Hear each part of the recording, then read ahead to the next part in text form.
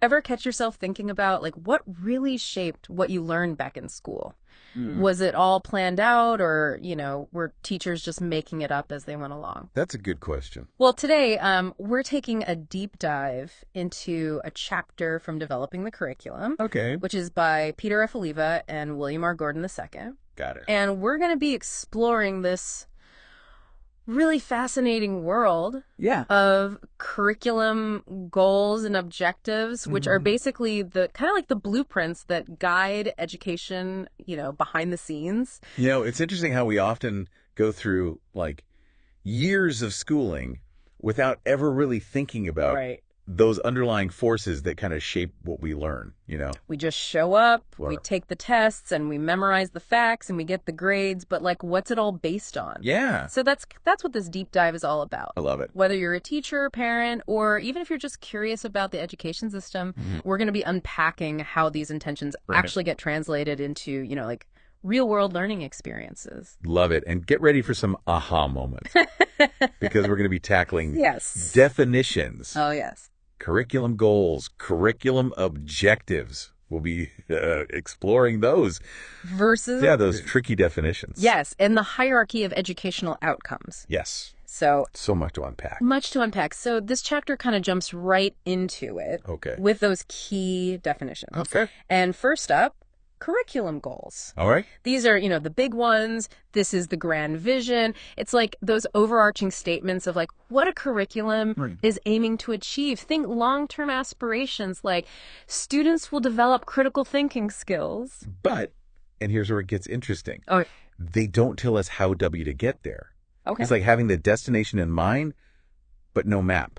Right. So that's where objectives come in. Exactly. As like the detailed directions. All the curriculum objectives. Mhm. They're those specific, measurable steps that lead us to those goals. Mm-hmm. Think of it like students will analyze a primary source document and identify bias. Right. See how that gives teachers and educators a tangible target. It's like breaking down a massive project into like manageable tasks. Exactly. Suddenly, developing critical thinking skills doesn't seem so daunting. Right. Yeah. Now, the book makes a distinction, too, between these curriculum goals and like these broader aims of education. Okay. Aims are more like societal aspirations for what education should achieve. Gotcha. So things like preparing individuals for the workforce or like promoting lifelong learning. Exactly. That big picture stuff. The big picture. Exactly. So then curriculum goals take those aims and kind of apply them to a specific school or system. Right. Making them more focused, Yeah. actionable. Yeah, it's like a pyramid, Yes. At the top, you have these grand aims of education. Right.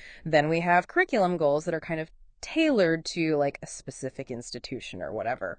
Love that visual. Yeah. That's great. And finally, base, you have those concrete objectives. Yes. Those are like the building blocks Yeah. to make it all happen. Love it. And that hierarchy is really key. Okay. But as the chapter points out, Yeah. it's not always so clear-cut in the real world. This is where I think even people who are familiar with this topic Yes. might get tripped up. Because even, experts in the field Right. sometimes use these terms interchangeably, and it creates this like total confusion. It really does. Have you encountered that at all in your work? Oh, absolutely. Yeah. And that's why, like, establishing a shared understanding is so important. Right. Like, before you dive into any discussion about educational goals and outcomes, you've got to make sure that everyone's on the same page For sure. about what those words actually mean. Yeah. Otherwise, it's like speaking different languages. Totally. So Yeah. let's try to ground this in something a little more relatable. Okay. Sure. So you listening right now, I bet you've set some personal goals for yourself. Sure. Maybe it's learning a new skill. Maybe it's, finally getting fit. Maybe it's tackling that overflowing closet. Yep. Been there. You know what I mean? So think about it. What are those smaller objectives? Mm. What are those concrete steps Yeah. that you take to reach that goal? That's a great way to kind of make it click. Yeah. Breaking down a big goal into those, like, smaller, manageable objectives. Yeah. It makes it less intimidating Right. and actually makes it achievable. For sure, and this applies perfectly to education as well. Now back to the chapter. They talk about the locus of goals and objectives, Okay. which basically means where they're created. So where they're coming from. Yeah. And this kind of highlights how decision making Mm-hmm. in education happens at multiple levels. Right. Right. So you have goals and objectives that are developed at the state level, Okay. the school district level, Mm-hmm. and even at the individual school level, Wow. each building upon the one above it. Okay, so it's not just the state dictating everything. Not necessarily. Yeah. While those state level goals give us that broad direction, Right. Local districts and individual schools have some flexibility Okay. to tailor those goals to their specific needs and to their students. It's about finding that balance Gotcha. between that cohesive framework and local adaptation. So think about it like this. You, the listener, have your own personal goal, Okay. but like maybe your family or your friends influence how you approach that goal. Right.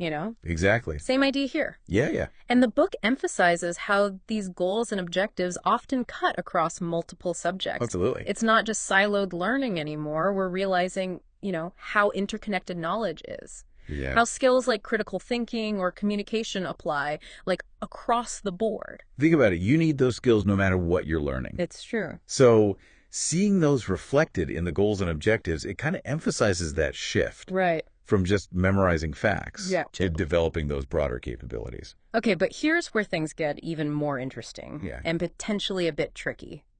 The chapter points out the growing role of states Oh, yes. in shaping these curriculum goals. Ah, yes. That's a whole other deep dive waiting to happen. It is. States have become much more active in setting educational standards. Okay. And that's influenced by things like societal shifts, Uh-huh. economic demands, Right. and even competition between different types of schools. So, like, if a state wants to boost its tech industry, they might push for, like, STEM-focused goals. Exactly. Wow. State-level goals can influence everything, Really? from standardized tests to teacher training. It's fascinating Wow. to see how those broader forces kind of trickle down and shape what happens in the classrooms. But we'll unpack those nuances in part 2. Welcome back to our deep dive. It's amazing how much goes on behind the scenes, when we think about education and how it's all shaped. It really is. I'm seeing those, like, school hallways in a whole new light now. Right. We tend to focus so much on, Yeah. like, the textbooks, the tests, the homework, Yeah. but all of that stuff, Yeah. it's all a product of, like, this bigger system Right. guided by those goals and objectives. And this chapter really highlights Yes. the intentionality of it, and how these concepts you've been talking about Yes. actually translate into those real world practices. Yeah, it reminds us Yeah. that it's not just academics, right? Uh-huh. Sitting in a room, deciding what kids should learn. Right. State school systems, school districts, individual schools, Right. they're all involved in this, Yeah. They're all bringing their own philosophies Yeah. and aims to the table. And those philosophies are influenced by so much. They are. Societal values, Yeah. economic needs, Right. like even technological advancements. It's kind of like this Yeah. intricate web that determines what ends up in those classrooms. Exactly. Now, while the chapter doesn't really get into like specific examples Right. of curriculum goals, I think it'd be kind of fun to just like imagine some, Okay. based on kind of what we've been discussing. Yeah, let's do it. So let's say like we're designing a curriculum for like elementary school science. What do you think? What would some overarching goals be? Oh, I love that. Okay. Yeah. So elementary school science. Yeah. One goal could be to like foster a sense of wonder and curiosity Yes. about the natural world, like get those little minds excited Yes. about like exploring and asking questions, Absolutely. That's a fantastic one. Yeah. Another goal might be to Yeah. develop scientific literacy. So like students have that knowledge and those skills Right. to understand and evaluate scientific information. Think how crucial that is, especially in Yes. today's world where we're like bombarded with information From all sides. from everywhere, Yeah. constantly. A third goal, maybe, Yeah. could be to cultivate But- critical thinking and problem-solving skills, right? Yes. So kids can like apply scientific principles Right. to real-world challenges. I love it. I'm already picturing all these little scientists, Right. doing all their experiments and stuff. So cute. Now the key is, right, Yeah. how do we take those big goals Okay. and translate them into specific, measurable objectives? Right, because remember, objectives are like those actionable steps Right. that make a goal attainable. Exactly. So for like fostering curiosity, how do you even like measure that? Okay, so one objective could be students will generate at least 3 questions about a scientific phenomenon Okay. after observing it for 5 minutes. See? It's specific, it's measurable, Okay. and it directly targets that, like, curiosity piece. Oh, that's good. What about Yeah. like developing scientific literacy? Oh, okay. Yeah. An objective for that one could be students will be able to accurately identify the main components of the scientific method Okay. and explain their purpose. Okay. So we're not just testing their memory. Right. We're testing their understanding Right. of the process. I'm getting it now. Okay. What about critical thinking and problem solving? Ooh, okay. How about students will be able to design and conduct a simple experiment to test a hypothesis Okay. and then draw conclusions based on their findings. We're turning them into little scientists. Yeah, we are. Right. That's so cool. I know. It's fun. We're literally like seeing how those big, aspirational goals Yeah. get broken down into those like manageable steps that can guide teachers and students both. Absolutely. And the chapter reminds us, too, that both the process and the product are important, right? It's not just about... You can't just make a list and be done with it. Right. Exactly. It's not just about creating a list of goals and objectives and then you're done. Right.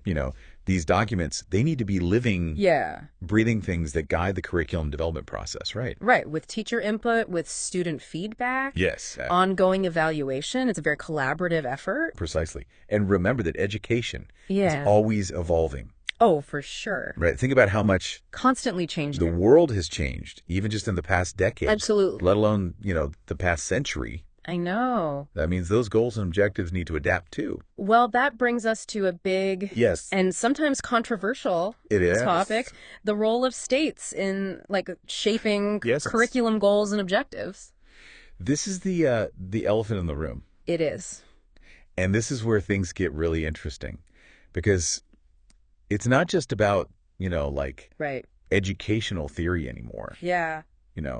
It's about politics. Oh, yeah. It's about economics, and it's even about social values clashing.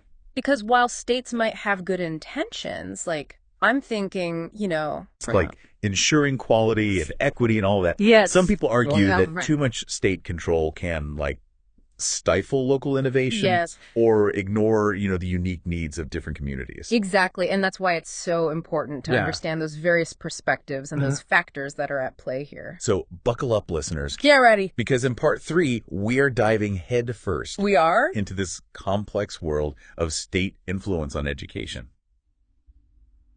Okay, so we're back Back for more.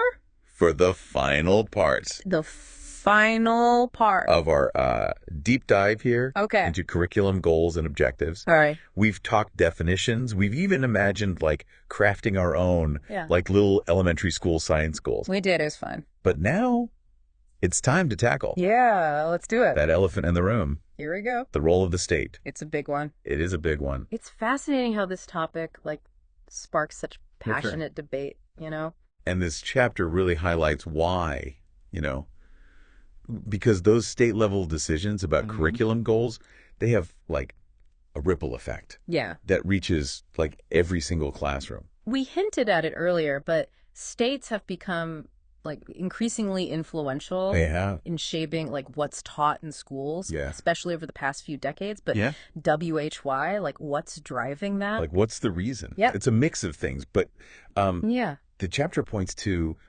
societal changes, Mhm. economic demands, Okay. even political ideologies. Yeah. These are all major factors. So it's not just You get- academics in a room being Right. this is what kids should learn. There are all these bigger forces at play. Oh yeah, economics, Economics, Yeah. politics, politics. even the competition Yes. between all these different types of schools. Competition is a big one Yeah. with charter schools, private schools, even homeschooling. Wow. Public schools are under so much pressure I bet. to prove their worth, Yeah. you know? So states feel like they need to step in and kind of be Yes. all right, we need to set some standards here. Exactly. Yeah. Set those standards. Yeah. Make sure that things are, Measure it all. yes, accountability, right? Right. Accountability. Make sure that the taxpayer dollars Yeah. are being used well. It's a hot topic. It is a hot topic.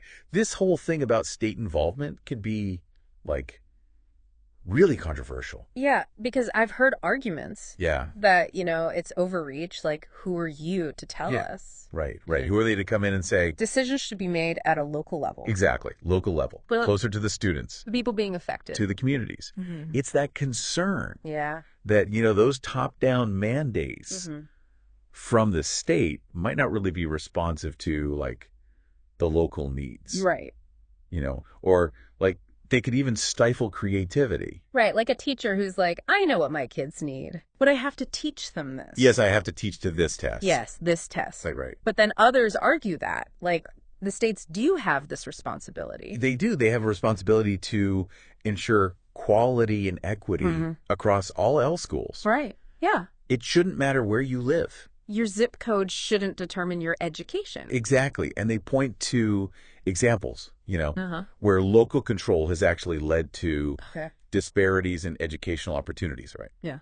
So some kids are getting a much better education than others. Simply because of where they live. Just because of where they live. So it's like this balancing act. It is a balancing act. Too much state control. It's like, ugh, stifling. But too little, and then you have all these inequalities. Yeah. So how do we get it right? And, the way states exert their influence. Right. That varies, too. Okay. Sometimes it's broad statement of, like, educational priority. Other times, it's very specific curriculum frameworks. Right. Or even mandated standardized tests. So it's like they're providing guidance. Yeah, providing guidance. Setting standards. Setting standards. And even offering, like, funding and resources and stuff to make it all happen. It's a complex web. It is. It's complex. And there's no, like, easy answer to, like, how much involvement is just right, Right. So that's why it's important. This is why it's so important. To have these conversations. Have those open discussions, yeah. Understand the different perspectives. Yes, understand the different perspectives. And, like, consider this is unique context. Each community. Exactly. So, listener. Yeah, what do you think? We want to hear from you.